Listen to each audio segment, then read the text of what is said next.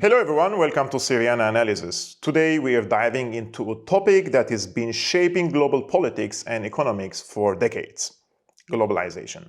But not just the surface level stuff. We are talking about what it really meant, why it is being called a failure today, and what this reveals about the US and its relationship with China. Trust me, this is going to blow your mind. Let's get into it. So here's the story we've been told for years. Globalization was supposed to be a win-win.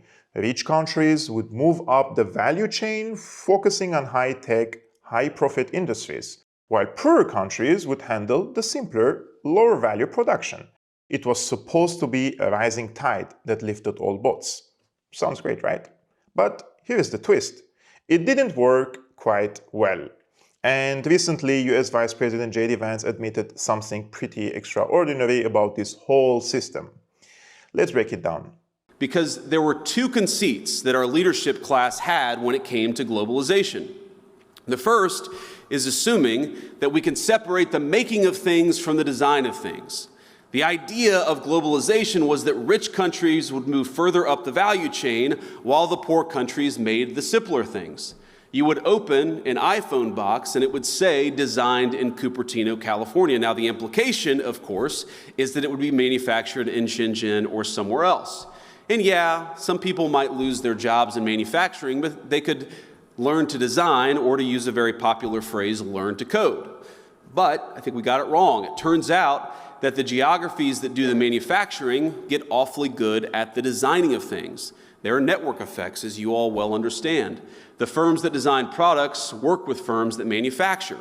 They share intellectual property, they share best practices, and they even sometimes share critical employees. Now, we assume that other nations would always trail us in the value chain, but it turns out that as they got better at the low end of the value chain, they also started catching up on the higher end. We were squeezed from both ends. Now, that was the first conceit of globalization. I think the second is that cheap labor is fundamentally a crutch, and it's a crutch that inhibits innovation. I might even say that it's a drug that too many American firms got addicted to. Now, if you can make a product more cheaply, it's far too easy to do that rather than to innovate.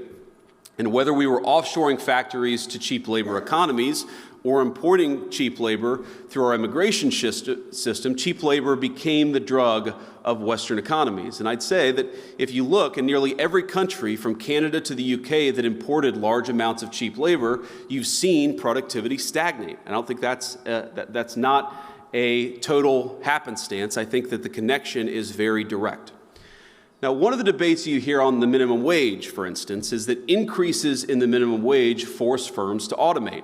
So a higher wage at McDonald's means more kiosks. And whatever your views on the wisdom of the minimum wage, I'm not going to comment on that here. Companies innovating in the absence of cheap labor is a good thing.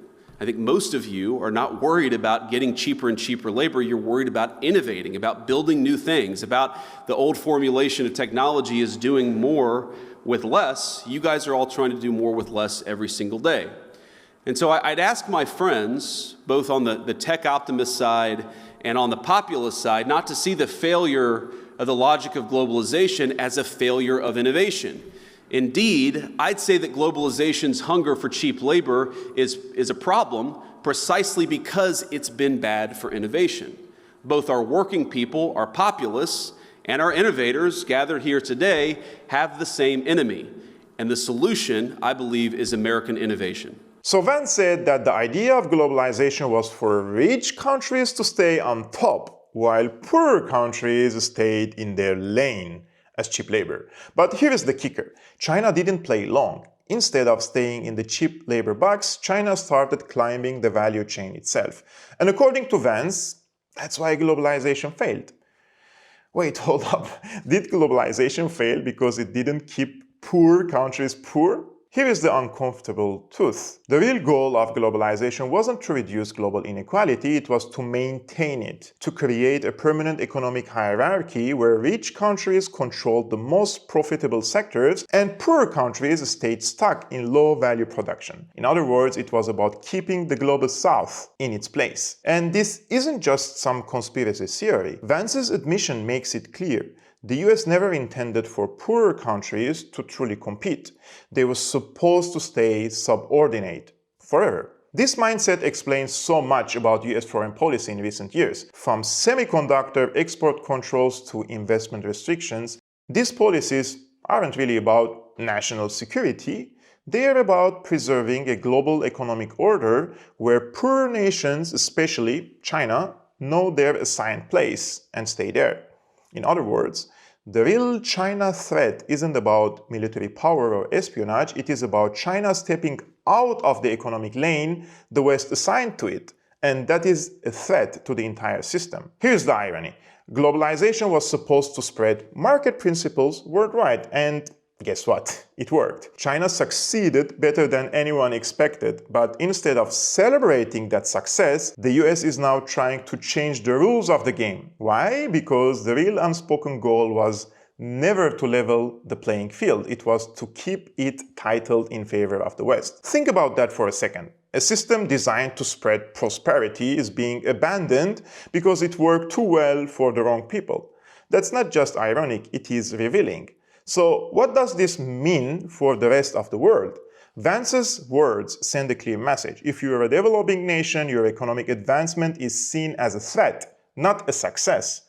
And if you want real development, you will have to challenge the US-dominated economic order that is designed to keep you in your place. And here's the twist. By admitting this so openly, Vance might actually be accelerating the very shift he laments.